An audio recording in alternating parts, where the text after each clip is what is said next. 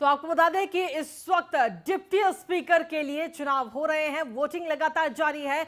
UP विधानसभा में 6 घंटे का ये विशेष सत्र बुलाया गया है, लेकिन उससे पहले ही चाहे कांग्रेस हो या फिर समाजवादी पार्टी हो, उसके तमाम जो कार्यकर्ता हैं वो विरोध प्रदर्शन करते हुए नजर आए हैं। दरअसल महंगाई को लेकर के ये विरोध प्रदर्शन किया जा रहा है। उत्तर प्रदेश विधानसभा डिप्टी स्पीकर के चुनाव के लिए कांग्रेस बहिष्कार कर रही है और इस ओर विधानसभा के बाहर कांग्रेस कार्यकर्ता प्रदर्शन भी कर रहे हैं। इसी को लेकर हमारी सहयोगी नगमा शेख ने यूपी कांग्रेस प्रदेश अध्यक्ष अजय कुमार लल्लू से खास बातचीत की। क्या कुछ कहा उन्होंने, आइए सुनते हैं। एक वक्त की रोटी जुटाने में उनकी कमर टूट जा रही है।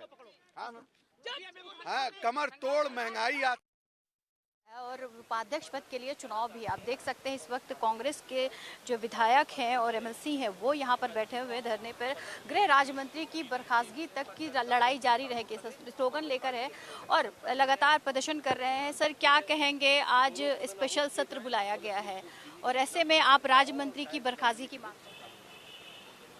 देश में किसान और जवान देश का ऋण होता है।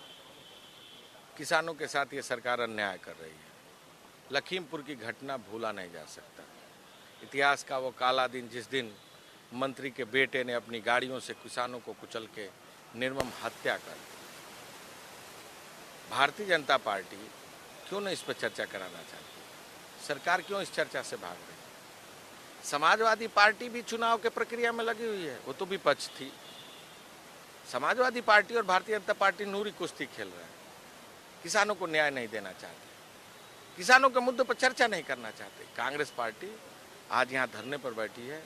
जब तक मंत्री की बर्खास्तगी नहीं हो जाती, किसानों को न्याय नहीं मिल जाता, तब तक हमारी लड़ाई जारी रहेगी। सड़क से सदन तक की लड़ाई लड़ रही है। प्रियंका गांधी भी लखीमपुर जाने की कोशिश में 3 दिन तक जेल में रही, हिरासत में रही, लेकिन जो कांग्रेस है वो लगातार इस लड़ाई में आगे चल रही है और आज स्पेशल सत्र जो बुलाया गया उसमें भी चाहते थे कि यहाँ पर चर्चा हो, लेकिन वो चर्चा न होकर सिर्फ जो चुनाव है, उपाध्यक्ष पद के चुनाव है, उसकी बात की जा रही। वीडियो जर्नलिस्ट समीर कनकी के साथ Nagma Shaikh, news on India, Lucknow. और वहीं कांग्रेस महासचिव प्रियंका गांधी वाड्रा का ट्वीट भी इस दौरान सामने आया है। दरअसल उन्होंने ट्वीट करते हुए लिखा कि वादा किया था कि गरीब जहाज से यात्रा करेगा, हवाई चप्पल वाले हवाई जहाज से सफर करेंगे। सरकार ने पेट्रोल डीजल के दाम बढ़ा दिए हैं, सड़क पर सफर करना भी मुश्किल हो गया है। तो सीधे तौर पर केंद्र सरकार पर हमलावर होती हुई प्रियंका गांधी नजर आई हैं और इस दौरान प्रधानमंत्री नरेंद्र मोदी ने जो वादा किया था, उन्होंने कहा था कि जो लोग हवाई चप्पल पहनते हैं वो भी हवाई जहाज में सफर कर पाएंगे, ऐसा प्रधानमंत्री नरेंद्र मोदी ने कहा था। और उस बयान को लेकर के प्रियंका गांधी ने सीधे तौर पर हमलावर होती हुई नजर आई हैं। प्रियंका गांधी ने लिखा कि वादा किया था कि गरीब भी हवाई जहाज में जाएगा, हवाई चप्पल वाले हवाई जहाज से सफर करेंगे। तो सीधे तौर पर कांग्रेस महासचिव प्रियंका गांधी वाड्रा ने यह ट्वीट किया है और इस ट्वीट के जरिए सीधे तौर पर केंद्र सरकार पर हमलावर होती नजर आई। उत्तर प्रदेश में दंगा नहीं होने पर भी अब सियासत हो रही है। दरअसल लखनऊ में एक कार्यक्रम के दौरान सीएम योगी आदित्यनाथ ने कहा कि यूपी में तो अगर दंगा करोगे तो 7 पीढ़ियां इसका मुआवजा भरेंगी। पिछली सरकार ने दंगा करवाए और त्योहारों पर कर्फ्यू लग जाता था। सीएम योगी के इस बयान पर सपा ने भी पलटवार किया और कहा कि यूपी को योगी सरकार नहीं बल्कि योग्य सरकार की जरूरत है। देखिए ये रिपोर्ट। दंगा करोगे तो अगली 7 पीढ़ी का पट्टा लिख करके जाना, जो भरपाई करके। उत्तर प्रदेश के मुखिया योगी आदित्यनाथ के इस बयान पर सियासत तेज हो गई है। राजधानी लखनऊ में पिछड़ा वर्ग सम्मेलन में संबोधन के दौरान सीएम योगी ने विपक्ष पर जमकर हमला बोला। उन्होंने कहा, अब राज्य में पिछले 4.5 साल में एक भी दंगा नहीं हुआ। त्योहारों के सीजन में जब लोगों को व्यापार करना होता था तब राज्य में कर्फ्यू लग जाता था। सीएम योगी ने दंगाइयों को चेतावनी देते हुए कहा कि अगर यूपी में दंगा करोगे तो अगली 7 पीढ़ियों का पट्टा लिख करके जाना, जो भरपाई करते रहेंगे। उत्तर प्रदेश में अब दंगा नहीं हो सकता। प्रदेश में पर्व त्योहार खुशी से मनाया जा रहा है। विपक्ष को आड़े हाथ लेते हुए सीएम योगी ने कहा कि 2017 के पहले जिन लोगों का शासन था वो भी सबके विकास की बात करते थे। लेकिन विकास सिर्फ उनके परिवार का ही हुआ। बदहाली होती गई, बेरोजगारी बढ़ती गई, दंगों की आग में प्रदेश को झोंक दिया गया और अब जब प्रदेश विकास के रास्ते पर बढ़ रहा है तो उन्हें ये पसंद नहीं आ रहा है।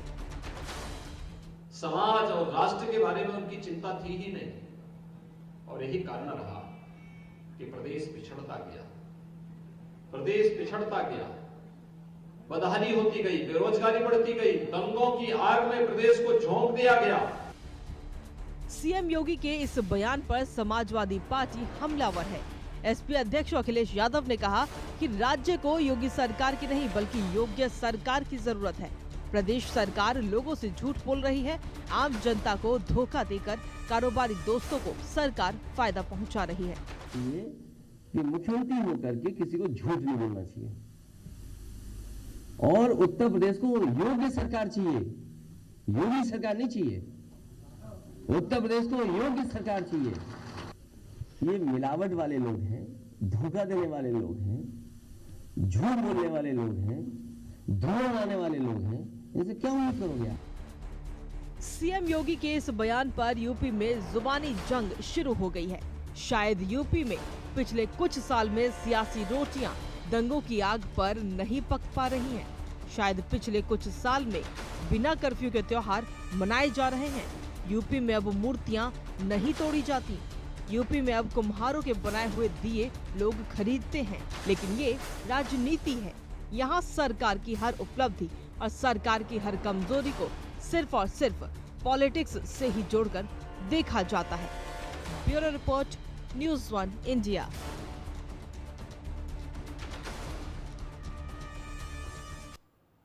और इसी पर अधिक जानकारी के लिए सीधे रुक करते हैं इस वक्त लखनऊ का, जहां एग्जीक्यूटिव एडिटर अवनीश विद्यार्थी इस वक्त हमारे साथ जुड़ गए हैं। अवनीश जी, जब प्रदेश में दंगे हो रहे थे तब भी परेशानी थी विपक्ष को, और अब जब दंगे नहीं हो रहे तब भी कहीं ना कहीं परेशानी है।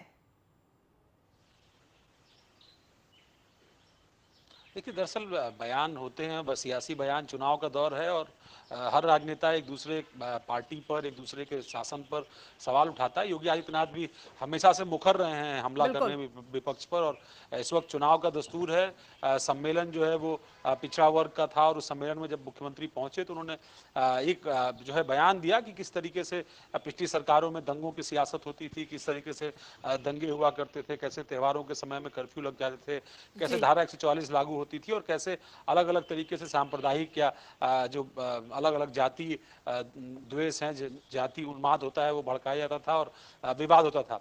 अब दूसरी तरफ अखिलेश यादव की भी कल प्रेस कॉन्फ्रेंस थी, उन्होंने भी जो है वो पलटवार करते हुए कहा कि उत्तर प्रदेश को योगी सरकार नहीं बल्कि योग्य सरकार की जरूरत है। चुनाव का दौर है, लगातार इस तरह के तीखे बयान सत्ता पक्ष और विपक्ष की ओर से आते रहेंगे। ये बात अलग है कि समाजवादी पार्टी ने इस बात का जवाब नहीं दिया कि मुजफ्फरनगर दंगों में आरोपी कादिर राणा की अभी हाल में कल ज्वाइनिंग हुई समाजवादी पार्टी में, तो उसको लेकर के उसकी क्या प्रतिक्रिया कि मुजफ्फरनगर दंगों में कादिर राणा बड़े आरोपी थे। अब समाजवादी पार्टी उनका पक्ष किस तरीके से रखती है देखना पड़ेगा। हो सकता है उसका पलटवार संगीत सोम और सुरेश राणा के रूप में हो, जो उसी मुजफ्फरनगर दंगे के आरोपी थे। तो अलग अलग तरीके के आरोप जो है लगता है सत्ता पक्ष विपक्ष पर लगाता है, विपक्ष सत्ता पक्ष पर लगाता है। अभी विधानसभा का भी दौर चल रहा है और वहां पर भी आरोप प्रत्यारोप का खेल आप देख पा रही होंगी। उपाध्यक्ष का चुनाव भले हो रहा है लेकिन सत्ता पक्ष और विपक्ष एक दूसरे पर हमला बोलने का अवसर इसको मान करके चल रहे हैं। और इसलिए सुबह से ही जहां विपक्ष होर्डिंग बैनर काले गुब्बारे लेकर के सरकार को घेर रहा था, वहीं सरकार के मंत्री और सरकार के तमाम सारे चेहरे हैं वो विपक्ष पर हमला बोलते हुए उसको रणनीतिक हार जो है दिखाने की कोशिश कर रहे थे। जी चलिए, बहुत बहुत धन्यवाद तमाम जानकारी देने के लिए। तो जिस तरीके से उत्तर प्रदेश की अगर हम बात करते हैं तो अब सियासी हलचल जो है सो काफी ज्यादा शुरू हो चुकी है, बयान पर बयान दिए जा रहे हैं और लगातार जो सत्ता पक्ष है उसको घेरने की कोशिश विपक्ष की तरफ से लगातार हो रही है। इसी के साथ खबरों में आगे बढ़ेंगे। उत्तर प्रदेश में विधानसभा चुनाव के पहले प्रधानमंत्री नरेंद्र मोदी पूर्वांचल को अब बड़ा तोहफा देने के लिए आ रहे हैं और देश के सबसे बड़े सूबे में 20 और 25 अक्टूबर को प्रधानमंत्री नरेंद्र मोदी एक बड़ी सौगात देंगे। साथ ही कार्यकर्ताओं को जीत का मंत्र भी वो देते हुए नजर आएंगे और ये चौथी बार है जब पीएम मोदी ने चुनावी संघरात के लिए पूर्वांचल की धरती को चुना है। देखिए ये रिपोर्ट। 2014, 2017 और 2019 के बाद प्रधानमंत्री नरेंद्र मोदी ने अपने चुनावी अभियान के लिए एक बार फिर पूर्वांचल की धरती को चुना है। 20 अक्टूबर को पीएम मोदी तथागत की धरती कुशीनगर से कार्यकर्ताओं को मिशन 2022 में जुटने के लिए जोश भरेंगे। पीएम मोदी कुशीनगर को इंटरनेशनल एयरपोर्ट की सौगात देने के लिए आ रहे हैं। इस एयरपोर्ट को जहां पूर्वी यूपी को पर्यटन के अंतर्राष्ट्रीय मानचित्र पर चमकने की शुरुआत माना जा रहा है, तो वहीं उम्मीद है कि पीएम अपनी जनसभा में पूर्वांचल के लिए कुछ बड़े ऐलान भी कर सकते हैं। पीएम की जनसभा में कुशीनगर के अलावा आसपास के जिलों से भी कार्यकर्ता शामिल होंगे। जाहिर है प्रधानमंत्री यहां से पूरे पूर्वांचल को साधने की कोशिश करेंगे। कुशीनगर के बाद पीएम मोदी 25 अक्टूबर को सिद्धार्थनगर के दौरे पे हैं, जहां पीएम मोदी 9 मेडिकल कॉलेजों का तोहफा देकर पूर्वांचल में बीजेपी की ताकत को और मजबूत करने का काम करेंगे। इसके लिए व्यापक तैयारियों का दौर भी शुरू हो चुका है। शनिवार को खुद मुख्यमंत्री योगी ने तैयारियों का जायजा लिया था। विशेषज्ञ स्वास्थ्य सुविधा यहाँ के नागरिकों को प्राप्त हो पाएगी और यह केवल सिद्धार्थनगर जनपद नहीं बल्कि बलरामपुर, महाराजगंज और निकटवर्ती आपका देश मित्र देश नेपाल से भी बड़ी संख्या में लोगों को यहाँ पर स्वास्थ्य की बेहतरीन सुविधा उपलब्ध कराने में मदद मिलेगी। जनपद सिद्धार्थनगर आदरणीय प्रधानमंत्री जी के स्वागत और अभिनंदन के लिए पूरी तरह तैयार है और हम आभारी हैं प्रधानमंत्री मोदी जी के कि उन्होंने इस कार्यक्रम के लिए अपनी सहमति दी है। दरअसल पिछले विधानसभा चुनाव में पूर्वांचल से बीजेपी को बड़ी ताकत मिली थी। पूर्वांचल की अधिकतर सीटों पर बीजेपी ने कमल खिलाया था। पूर्वांचल की 156 सीटों में से बीजेपी ने 75% से अधिक सीटें जीती थी, जो इस क्षेत्र में एक नया रिकॉर्ड बन गया। अब बीजेपी एक बार फिर अपने इस रिकॉर्ड को दोहराना चाह रही है। पीएम मोदी 2014, 2017 और 2019 के बाद एक बार फिर से पूर्वांचल से ही शंखनाद करेंगे। पिछले 3 लोकसभा और विधानसभा चुनाव में बीजेपी को पूर्वांचल का भरपूर समर्थन मिला है, लेकिन अब 2022 में पूर्वांचल का मूड क्या होगा, ये देखने वाली बात होगी। Bureau report, news 1 India. वहीं अमेठी में दबंगों की दबंगई थमने का नाम नहीं ले रही है। दरअसल आपको बता दें कि ऑर्केस्ट्रा के स्टेज पर चढ़कर अवैध असलहे का युवक का फायरिंग करते हुए एक वीडियो नजर आया है। और पूर्व बीडीसी ने इस कार्यक्रम का आयोजन बिना प्रशासन की परमिशन से कराया था, जिसमें बाल बालाओं ने जमकर ठुमके भी लगाए और दबंग युवकों ने बाल बालाओं के साथ डांस करते समय अवैध असलहे का प्रदर्शन करते हुए फायरिंग की।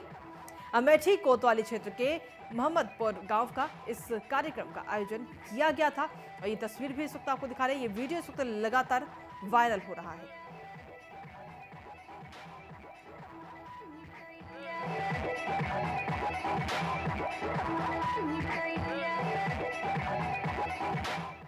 और इसी के साथ फिलहाल मेरे साथ इस बुलेटिन में इतना ही। ब्रेक के उस पर देखिए देवभूमि।